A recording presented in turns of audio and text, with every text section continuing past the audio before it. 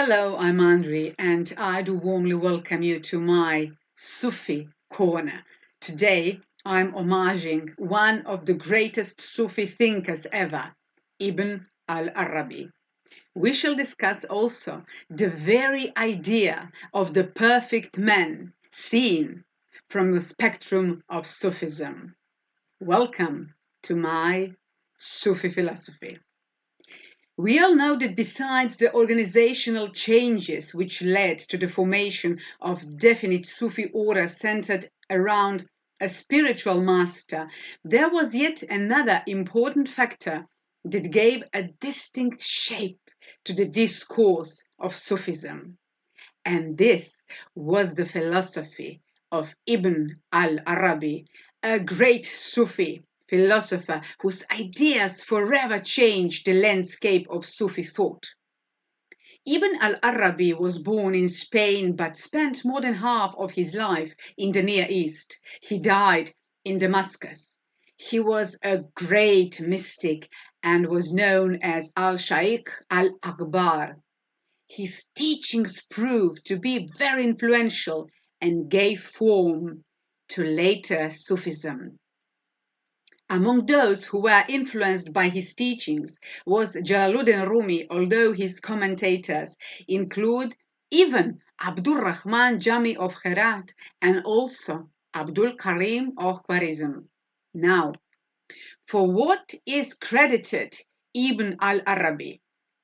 Ibn al-Arabi is credited with developing the doctrine of Wahdat al-Wujud. And this concept is so essential for the Sufi philosophy and came to play a great role in subsequent Sufism and was prevalent even in India. Ibn al-Arabi was a very prolific writer, and his main works are the Mecca Revelations, the Basils of Wisdom, and the Treatise on Spiritual Retreat.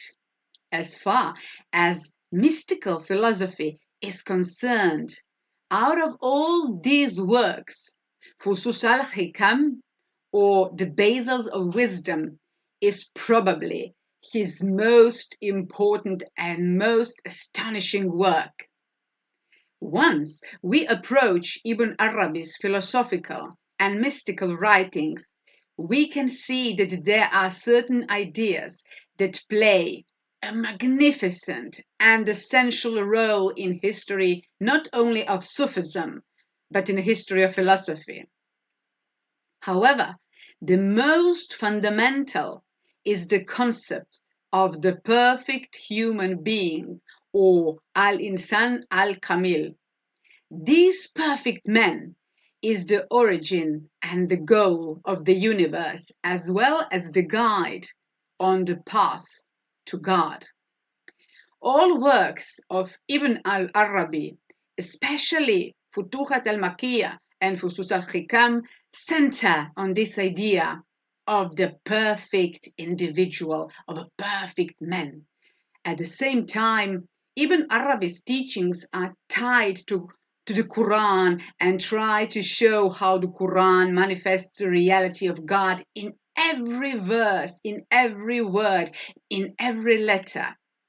And the governing idea in this beautiful and pure Sufi philosophy is the oneness of God, or Tawhid. But while God is one through his essence, he is also at the same time many through our different ways of knowing and receiving and conceiving him, or his many ways of presenting himself to us, of showing himself to us. And his oneness refers to wujud, and his manyness to the things that have no wujud. The unifying principles of the many things are known as the divine names. Thus, our Ibn Arabi says that God is the one and many at the same time. He is one through his essence and many through his names. Ibn Arabi never ever employed the term Wahdat al-Wujud. It was used only by his followers, and that was Sayyid al-Din Farghani, being the first Sufi to use that term to describe the phenomenon of God, of supreme being present in everything that surrounds us. And what about later Islamic history? In later Islamic history, especially in the debates over Ibn al-Arabi on the Indian subcontinent, the view of Aqdal al-Wujud was said to stress that all is He, while the opposing view expressed as Baghdad al-Shudud by Sheikh Ahmad Sirhindi was said to maintain that all is from Him. We see that Ibn Arabi's approach is to deal with any verse of the Quran or Hadith or any issue by adopting the two approaches. The first approach is that of the oneness, and the second approach is that of manyness of God. He often refers to these two ideas as tanzih and tashbih, God's transcendence and God's immanence. And the first he associates with the names of majesty or jalal and wrath of qadab, and the second with the names of beauty, jamal, and mercy, rahmah.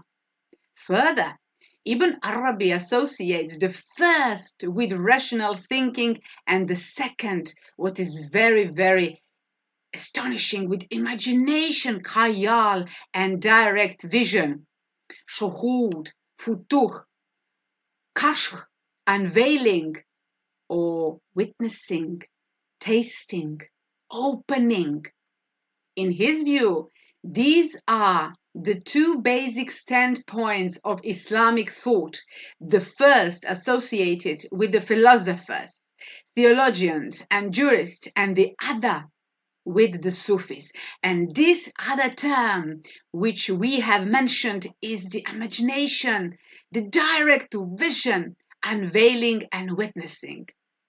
Therefore, Ibn Arabi emphasizes the necessity for both types of knowledge.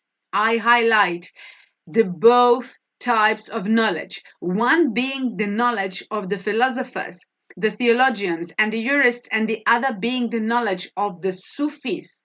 He says that these two ways of seeing reality are the two eyes, or aynan.